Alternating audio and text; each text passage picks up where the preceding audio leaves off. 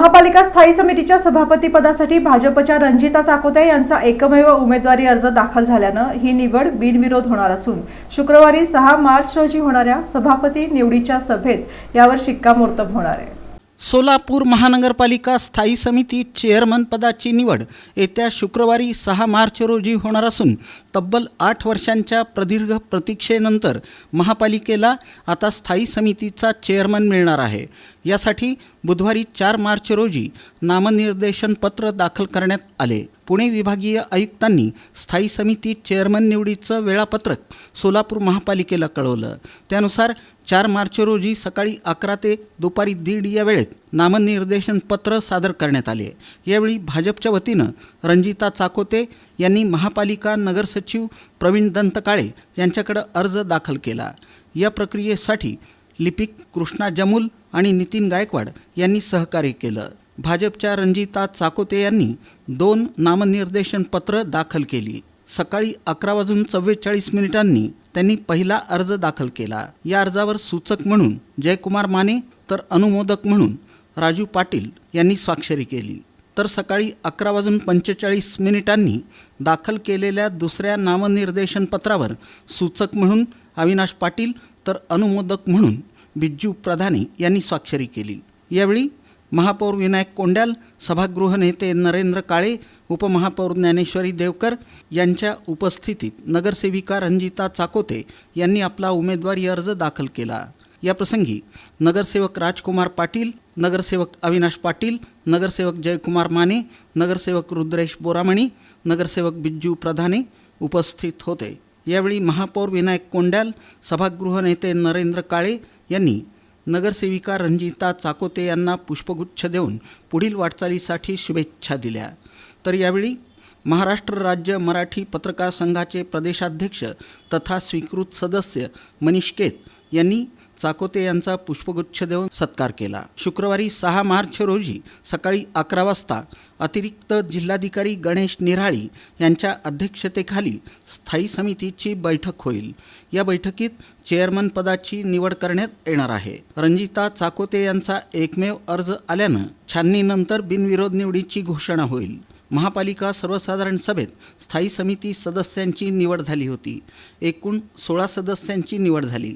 त्यामध्ये भाजपचे 14 तर MIM आणि शिवसेना यांचा प्रत्येकी 1 सदस्य आहे। विरोधी पक्षांना सूचक अनुमोदक असे 2 सदस्य उपलब्ध नसल्यानं साहजिकच त्यांना अर्ज भरता येत नव्हता।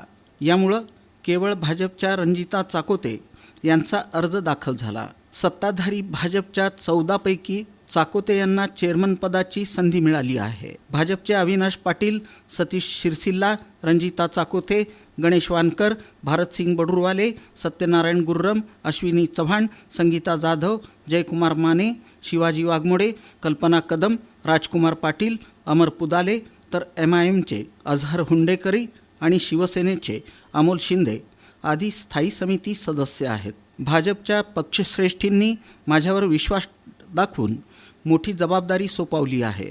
तो विश्वास मी चांगली कामे करून सार्थ ठरवणार आहे।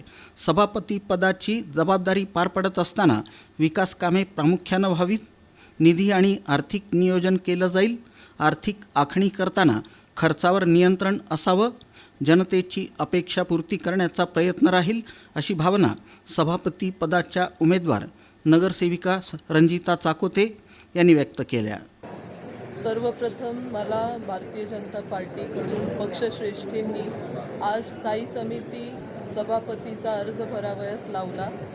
ही माझी वैयक्तिक निवड नसून माझ्यावर दाखवलेला विश्वास आणि माझ्यावरती असलेली जबाबदारी असं मी समजते आणि ती मी नक्की पूर्ण प्रामाणिकपणे पार पाडेन। विकास कामं ही प्रामुख्याने केली गेली पाहिजेत, निधीचं नियोजन झालं पाहिजे आणि प्राधान्यानं जनतेला जे काही हवं आहे त्याची पूर्तताही झाली पाहिजे, आर्थिक जो काही आखणी झाली पाहिजे आणि खर्चावरती नियंत्रण झालं पाहिजे, ह्या सगळे प्रामुख्याने विषय आहेत। भाजपच्या प्रदेश श्रेष्ठींकडे स्थायी समिती सभापती पदासाठी 4 जणांची नावे पाठवण्यात आली होती।